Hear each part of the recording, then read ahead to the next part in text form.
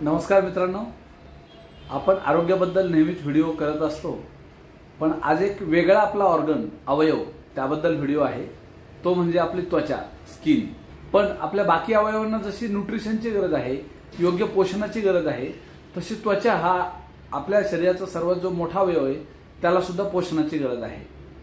आणि जर ते वेळेत जर नाही भेटलं तर आपण पाहतो की पिंपल्स येतात, त्यानंतर स्किन ड्राय रुखीसुखी होते, तिचा ग्लो कमी होतो, ठीक आहे, रिंकल्स झुरिया लवकर तयार होतात आणि त्याचबरोबर बऱ्याच लोकांना पिगमेंटेशन किंवा डार्क स्पॉट्स जे आहेत ते यायला सुरुवात होते। स्किन केअर मध्ये पहिली जी गोष्ट आहे ती म्हणजे डे केअर। डे केअर मध्ये मेन प्रोटेक्शन आणि प्रिव्हेन्शन या गोष्टी महत्त्वाच्या असतात। यात पहिलं तर क्लीन्स करणं, क्लिन्झरनं जो माइल्ड क्लिन्झर आहे त्यानं प्रॉपर 1 ते 2 मिनिटांमध्ये स्किन क्लीन करणं ही महत्त्वाची गोष्ट आहे।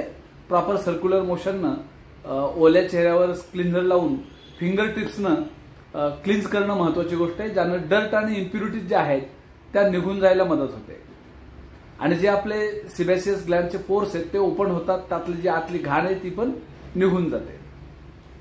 नंतरची क्लिन्झर झाल्याच्या नंतर प्रॉपर चेहरा आपण वॉश करून घेणार आहे आणि त्यानंतर लावणार आहे टोनर आपण प्रॉपर कॉटननं लावणार आहोत।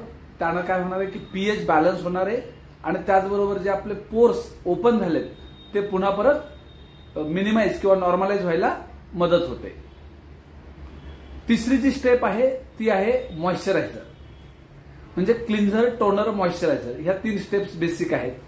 तर मॉइश्चरायझर काय आहे की जे आपण लावल्यामुळं स्किन हायड्रेट व्हायला आणि प्रोटेक्ट व्हायला मदत होते। मॉइश्चरायझर हे स्किनचं खरं न्यूट्रिशन आहे। आणि चौथी आणि शेवटची स्टेप जी डे केअर मधली आहे ती म्हणजे application of sunscreen. Minimum 30 SPF sunscreen लावणं जरुरी आहे की जे UV रेज पासून आपल्याला प्रोटेक्ट करायला मदत करतं। काही मॉइश्चरायझर मध्ये ऑलरेडी सनस्क्रीन SPF टाकलेलं असतं, तर त्यावेळी CTM एवढ्या 3 स्टेप्स काफी असतात, पण ते दोघांनी फॉलो करणं जरुरी आहे, ज्यानं आपली स्किन हेल्दी राहायला मदत होते। आता आपण पाहू नाईट केअर जो काय रेजिम आहे तो। नाईट केअर जी आहे ती स्पेशली रिपेअर आणि रिबिल्डसाठी आहे। बऱ्याच वेळा लोकांना वाटतं की नाईटला काय गरज आहे स्किन केअरची, पण खरं तर जे काय आपलं स्किनचं डॅमेज झालेलं आहे ते रिपेअरिंगचं काम खरं नाईटला होत असतं। यामध्ये सेम आपण क्लिन्झर वापरणार आहोत, क्लिन्झिंग झाल्यावर टोनिंग करणार आहोत, ते झाल्यानंतर आपण सिरम ऍप्लिकेशन करणार आहोत। आपण बघितलं की स्किन न्यूट्रिशनमध्ये मॉइश्चरायझर जसं जरुरी आहे त्याहीपेक्षा रिपेअर आणि रिबिल्डसाठी जे काही स्किन कन्सर्न आहेत त्या स्पेसिफिक स्किन कन्सर्न कंट्रोल करण्यासाठी सगळ्यात जास्त फायदा होतो तो म्हणजे सिरमचा।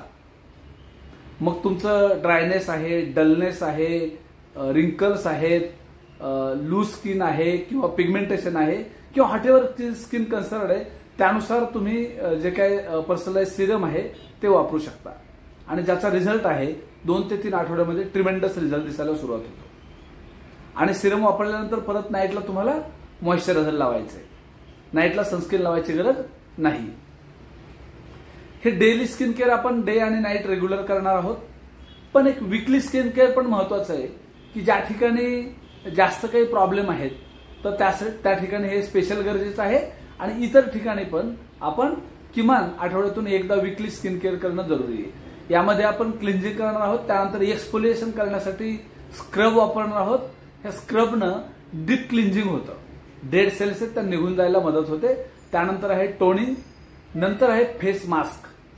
फेस मास्कनं काय होतं की 20 मिनिटं आपण मास्क लावून ठेवणार आहोत, यानं त्वचेमध्ये आतल्या स्तरामध्ये मॉइश्चरायझर जायला मदत होते। आहे स्पॉट ट्रीटमेंट जे की आपण सिरमनं करणार आहोत आणि मग आहे मॉइश्चरायझर।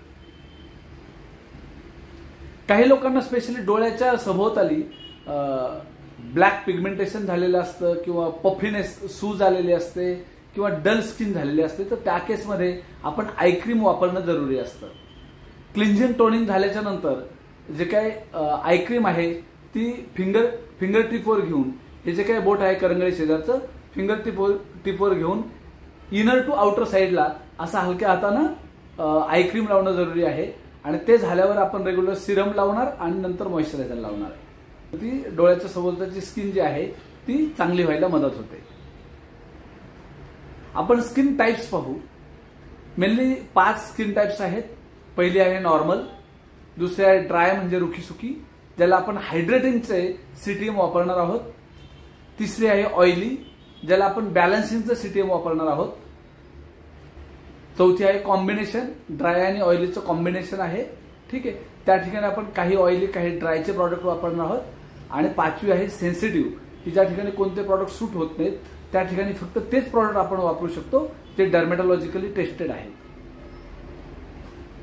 तर स्किन केअरसाठी प्रॉडक्ट कोणते आपण वापरणार आहोत तर ते आपण चेक करणं जरुरी गोष्ट आहे की ते डर्मेटॉलॉजिकली टेस्टेड पाहिजेत, नॉन कॉमेडोजेनिक म्हणजे पिंपल्स न येतील असे पाहिजेत, पॅराबन किंवा अल्कोहोल फ्री पाहिजेत. ठीक आहे, त्यात ऍक्टिव्ह इन्ग्रेडियंट पाहिजेत, ते स्टेबल पाहिजेत, पीएच बॅलन्स झाला पाहिजे. आणि शक्यतो मित्रांनो व्हेगन प्रॉडक्ट्स वापरा.